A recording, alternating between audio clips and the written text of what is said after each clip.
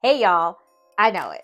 It's 2025 and you are probably online shopping, but likely in person as well. And you're seeing the items that are coming in the new and updated style. Whether you're into handbags like I am, and you probably are since you're watching this video, or jewelry or fashion items, clothing, whatever. And you probably have some of those items already in your cart.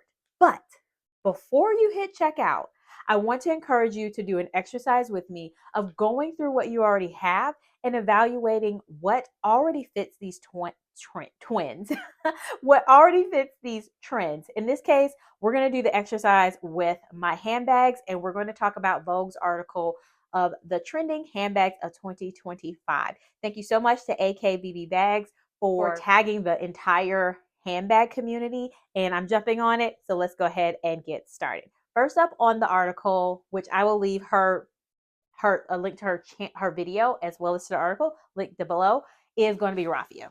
Now, if you're newer to my channel, you may not have seen this video where I talked about outlet bags, not outlet bags, I'm sorry, just outlets in general.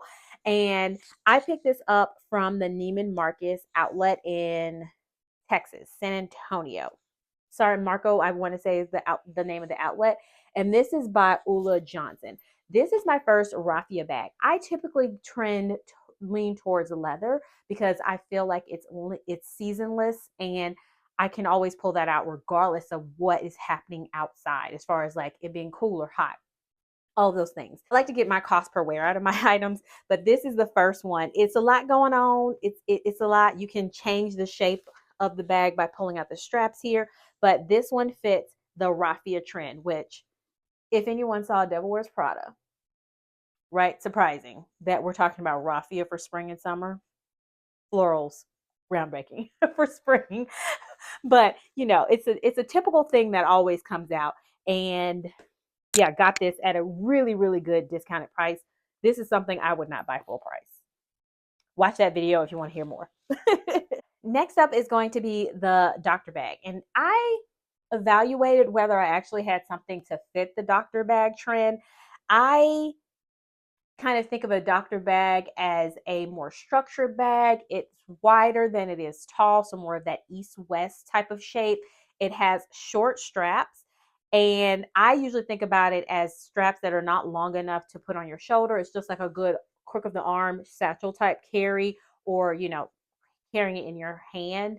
And I don't feel like I feel fits have something that fits. The closest thing that I could think of was my vintage Dooney and Burke all weather leather bag, but that one's more of a messenger. I don't have anything that fits the doctor bag trend, and on a wish list, it's not a wish list for this year, but in the future, I would like to get the Row doctor bag.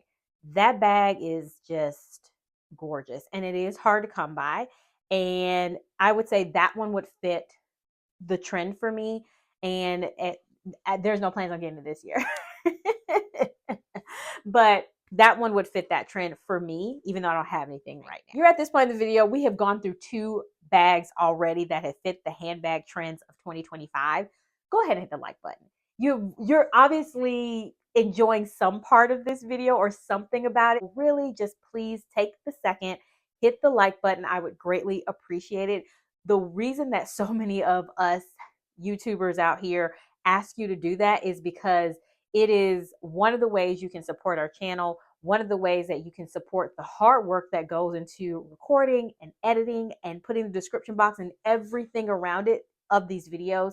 And yeah, just go ahead and hit the like button. I'm not even begging you to subscribe. I would love you to if you want to, but just at least hit the like button. Both of those really do help out your channel a lot. When you hit the like button, that shows YouTube that somebody's liking this video. Let me try to push it out to more people.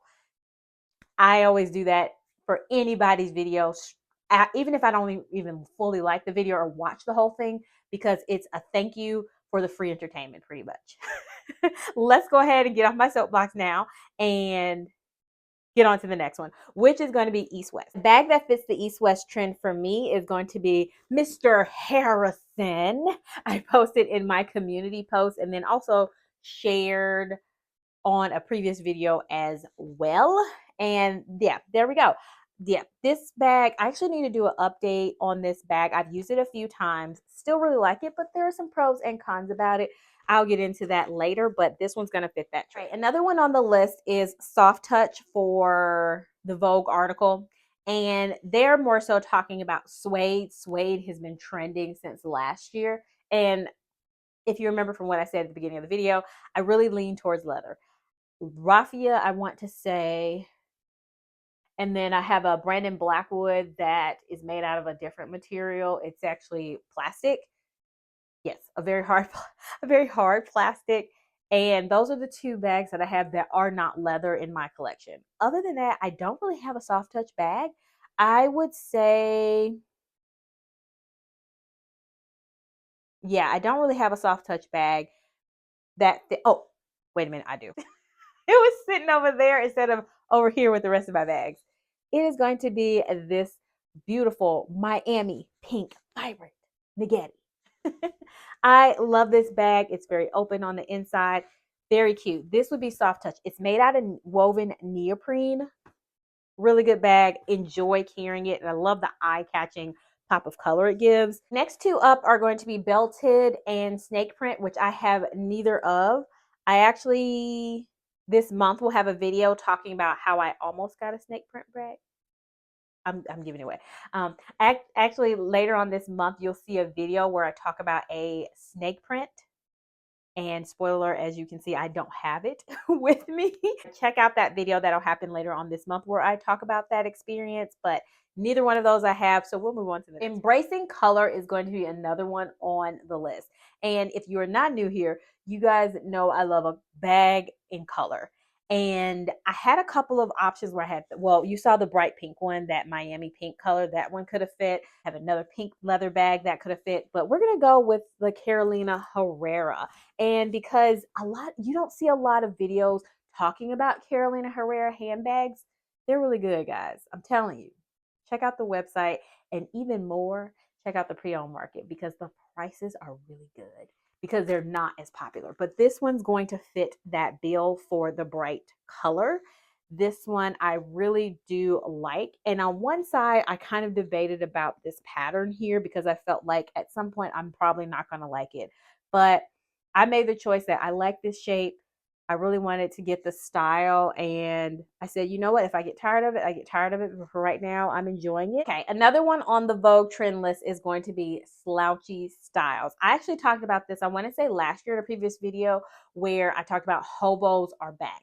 We're seeing hobos come back. We're seeing that more, I want to say retro, but that's not the word I want to use. Like the trend that Chloe's well known for. Why can't I think about it right now? Bohemian, I think, is it? Boho type of trend, that relaxed, slouchy, flowy, all of those things together. And as you can see, fashion fashion is cyclical. So things are going to come in and out of style. What really matters is why you're buying something, because when you buy it for you and not necessarily for what fits a trend, it is going to stay within your closet for a long time. And the one that I want to show that fits this example is going to be my vintage, almost. Or is it vintage? I never can remember if this came out in 2003 or 2008. If it came out in 2003, it is vintage, but I feel like it came out more 2008. Anyway, almost vintage, if not, is going to be the Marc Jacobs multi-pocket large hobo bag. Another reference to Devil Wears Prada. That is where I first learned about this style bag. And I got this one pre-owned. This is actually my first pre-owned handbag that I purchased off of eBay from Michael's Consignment, which that is still a company. They're actually, they have a physical store in New York City, but this was going to fit it. Obviously, see it. You're stripping down, it's draping. One of the big things that I love about this bag is this hardy hardware. If you just hear it, like me just moving around, shows when, it reminds me of a time when a lot of detail, you got a lot for less prices than you do now. And this one is really good. So this was going to be my slouchy style and the last item on the list. Thank you so much for watching. If you want to do this tag, go ahead and do it. I'm not tagging anybody because usually I'm late on the tag trends because of my recording schedule. If you haven't done it, do it and let me know. Thank you so much. And throw your comments down below. I would love to hear from you. Bye.